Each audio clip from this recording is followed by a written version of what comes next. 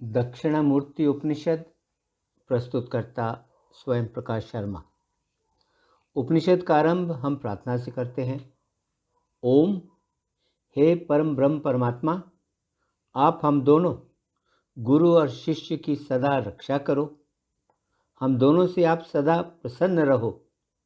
हम दोनों पूरे जोश और चुस्ती फुर्ती से सदा मिलजुल कर अपना काम किया करें। हमारा किया हुआ काम, हमारा किया हुआ अध्ययन हमें प्रबुद्ध बना दे। एक दूसरे से हम कभी भी द्वेष न करें।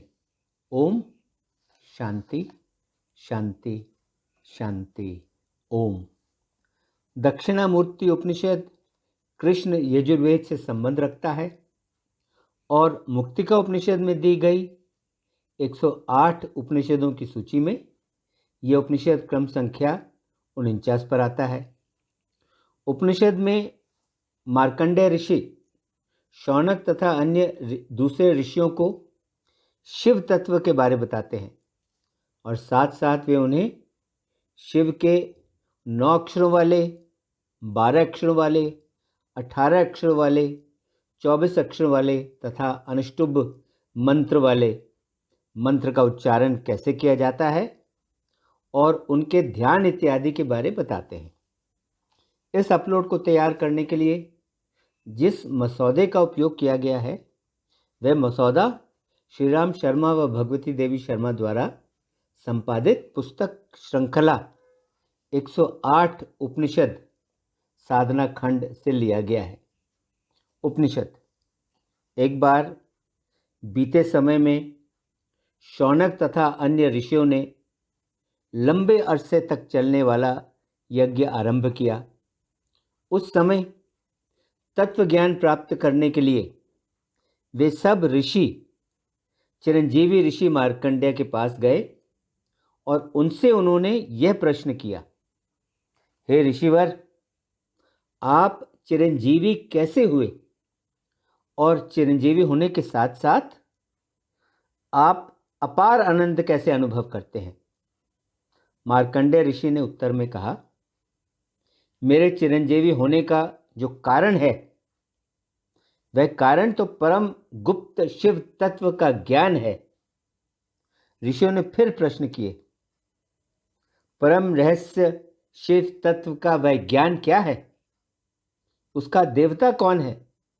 उसके मंत्र कौन से हैं? उसका जप क्या है? उसके लिए मुद्रा कौन सी है? उसकी निष्ठा क्या है? उस ज्ञान के साधन क्या क्या है? उसका परिकर क्या है? उसमें बलि क्या है? उसका समय क्या है? उसका स्थान क्या है? ऋषियों के प्रश्नों का महर्षि मार्कंडेय ने इस प्रकार उत्तर दिया, जिसके द्वारा दक्षिणामुख शिव प्रकट होता है वह तो परम रहस्य वाला शिव तत्व का ही ज्ञान है, जो सृष्टि के अनंत में, जो सृष्टि के अंत में इस सारे विश्व को अपने भीतर समेटकर अपनी आत्मा में ही प्रसन्न रहते हैं, जो स्वयं प्रकाशित हैं। वे ही इस ज्ञान तत्व के देवता हैं।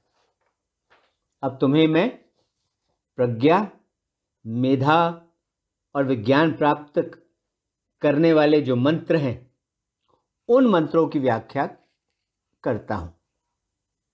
उनका उच्चारण कैसे किया जाता है, उनके देव, उनके छंद आदि कौन हैं और उनका ध्यान कैसे किया जाता है वह सब बताता हूं। यहां 24 अक्षरों वाले, 9 अक्षरों वाले, 12 अक्षरों वाले, 18 अक्षरों वाले तथा अनुष्ठुभ मंत्र राजा का विवरण दिया जाएगा। यह मेधा दक्षिणामूर्ति जो मंत्र है इसके ऋषि ब्रह्मा है, इसका छंद गायत्री है और इसके देवता दक्षिणामुख हैं। मंत्र के द्वारा अंग न्यास करना चाहिए। अब मंत्र उच्चारण पर आते हैं। सबसे पहले 24 अक्षरों वाले मंत्र के उच्चारण पर आते हैं। सबसे पहले ओम नमः का उच्चारण करें, फिर भगवते बोलें, फिर दक्षिणा बोलें, फिर मूर्तये बोलें, फिर मह्यम बोलें, फिर मेधाम प्रज्ञाम बोलें, फिर प्र बोलें, फिर वायु बीज य बोलें, फिर छ बोलें और अंत में अग्नि की पत्नी स्वाहा बोलें। ओम नमः भगवते दक्षिणा मूर्ते मह्यम मेधाम प्रज्ञाम प्रयच्छ स्वाहा। यह 24 अक्षरों वाला मनु मंत्र है। इस मंत्र का ध्यान इस प्रकार है।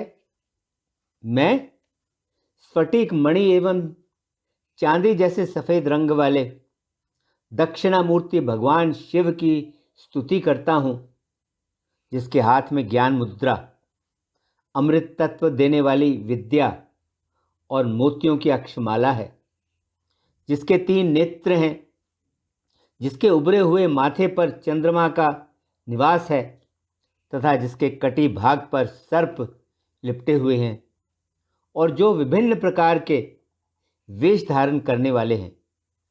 मैं दक्षिणामूर्ति भगवान का इस रूप में ध्यान करता हूं। अब 9 अक्षरों वाले मंत्र के उच्चारण पर आते हैं। सबसे पहले ओम का उच्चारण करें, फिर दक्षिणामूर्ति बोलें, इसके बाद विसर्ग के साथ अतर बोलें तथा उसके बाद तार बोलें जो ओम है। इस प्रकार यह 9 अक्षर वाले मंत्र है। ओम दक्षिणामूर्ति अतर तार। इस मंत्र का ध्यान इस प्रकार है। जो एक हाथ में तो अभय मुद्रा और 2 हाथों में परशु एवं मृग की मुद्रा, एक हाथ को अपनी जांघ पर रखे हुए हैं, जो वट वृक्ष के नीचे बैठे हुए हैं और जिन्होंने अपने कटी भाग पर नागराज लपेट रखा है तथा जिनकी जटाओं में दूज का चंद्रमा सुशोभित है। दूध जैसा गोरा रंग, 3 नेत्रों वाले, जिनकी उपासना शुक आदि मुनि करते हैं, उन भगवान शंकर का हम ध्यान करते हैं। वे हमारी भावनाओं को शुद्ध करके हमें सद्बुद्धि प्रदान करें। अब 18 अक्षरों वाले मंत्र के उच्चारण पर आते हैं। सबसे पहले ओम कहें, फिर ब्लूम नमः कहें, फिर माया बीज ह्रीम कहें, फिर ऐम कहें, फिर दक्षिणा कहें, फिर मूर्तेय कहें और फिर ज्ञानम देहि बोलें और अंत में स्वाहा कहें। ओम ब्लूम नमः ह्रीम ऐम दक्षिण मूर्तेय ज्ञानम देहि स्वाहा। यह 18 अक्षरों वाला मनु मंत्र है। इसका ध्यान इस प्रकार किया जाता है। भस्म के लेप से जिसका पूरा शरीर श्वेत हो रहा है, जिन्होंने चंद्रकला को अपने मस्तक पर धारण कर रखा है, जो अपने हाथों में रुद्राक्ष माला, वीणा, पुस्तक तथा ज्ञान मुद्रा धारण किए हुए हैं, जो योगियों के पास रहने वाले पट से सुशोभित हैं, जिनकी सेवा व्यासपीठ पर विराजित मुनियों द्वारा की जाती है, जो प्रसन्न मुद्रा वाले हैं, जो सर्पों से सुशोभित हैं, जो शेर की खाल पहने हुए हैं, जो भगवान दक्षिणामूर्ति हैं। वे भगवान दक्षिणामूर्ति सदा हमारी रक्षा करें। अब 12 अक्षरों वाले मंत्र के उच्चारण पर आते हैं। सबसे पहले ओम कहो, फिर परा बीज ह्रीम कहो, फिर रमा बीज श्रीम कहो, उसके बाद सांब शिवाय कहो, फिर तुभ्यम कहो और अंत में स्वाहा कहो। इस प्रकार 12 अक्षर वाला मंत्र है। ओम ह्रीम श्रीम सांब शिवाय तुभ्यम स्वाहा।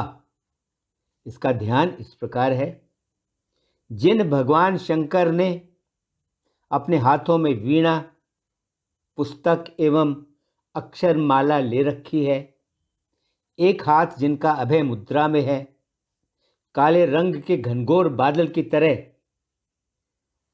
जिनके कंठ का क्षेत्र सुशोभित है, जो श्रेष्ठ से भी श्रेष्ठ हैं, जिनके कटी भाग पर नागराज सुशोभित हैं, जो वट वृक्ष के नीचे बैठे हैं तथा जिनकी सेवा शुक आदि मुनि कर रहे हैं, उन भगवान शंकर की मैं प्रार्थना करता हूं। अब अनुष्टुप मंत्र पर आते हैं। इस मंत्र के ऋषि विष्णु हैं। इसका छंद अनुष्टुप है। इसके देवता दक्षिणामूर्ति हैं। इस मंत्र से न्यास करें। अब इसके उच्चारण पर आते हैं। सबसे पहले ओम कहो, फिर नमः भगवते तुभ्यम कहो, फिर वटमूल कहो, फिर वाहिने कहो, फिर वागिशय कहो, फिर वासिने कहो, फिर वागिशय कहो, फिर महाज्ञान और दाहिने मायने कहकर अंत में नमः कहो। इस प्रकार यह अनुष्टुप मंत्र है। ओम नमो भगवते तुभ्यम वटमूल वासिने वागिशय महाज्ञान दायिने मायने नमः। सभी श्रेष्ठ मंत्रों में सबसे उत्तम यह अनुष्टुप मंत्र मंत्रों का राजा है। इसका ध्यान इस प्रकार है, जिनके हाथ अभय मुद्रा में है, जो पुस्तक एवं अग्नि जैसे महाभयंकर सर्पों से सुशोभित हैं, जो प्रसन्न मुख वाले हैं, जो मोतियों के हार से सुशोभित हैं, जिन पर लगने से चंद्रमा की कला का अधिक शोभा, कला का मुकुट का अधिक शोभा पा रहा है, जो अज्ञान अंधकार को समाप्त करने वाले हैं, जिन्हें वाणी से जाना नहीं जा सकता, जो आदि पुरुष हैं, जो वटवृक्ष के नीचे निवास करने वाले हैं, भगवान शिव की इच्छाएं अनुसार प्राप्ति के लिए हम ध्यान करते हैं। मौन मुद्रा वाला वह परमात्मा मैं ही तो हूं। मृत्यु तक यह भावनापूर्ण स्थिरता के साथ पक्की तरह बनी रहे, यही मेरी निष्ठा है। मनु मंत्रों को पर ब्रह्म का अभिन्न ही मानकर उनका बार बार उच्चारण करना, उनका बार बार जप करना, यही ज्ञान का साधन है। उस परमात्मा में एकाग्रचित होकर ध्यान लगाना, यही उपकरण सामग्री है। शरीर के अंगों यानी इंद्रियों की कोशिशों, इंद्रियों के प्रयासों को बार बार रोकना और इंद्रियों को भगवान के कार्यों में नियोजित रूप से लगाना, यही बलि है। स्व अविद्या पद, स्थूल बीज व सूक्ष्म बीज, ये तीन रूप, तीनों धाम हैं और यही काल है परमात्मा को प्राप्त करने का। इसलिए यह 12वां शांत पद ही वह स्थान है। तब उन ऋषियों ने मार्कंडेय ऋषि से फिर प्रश्न किया, ऋषिवर कृपया हमें बताओ कि उसका उदय किस प्रकार होता है, इसका स्वरूप क्या है, इसका उपासक कौन है।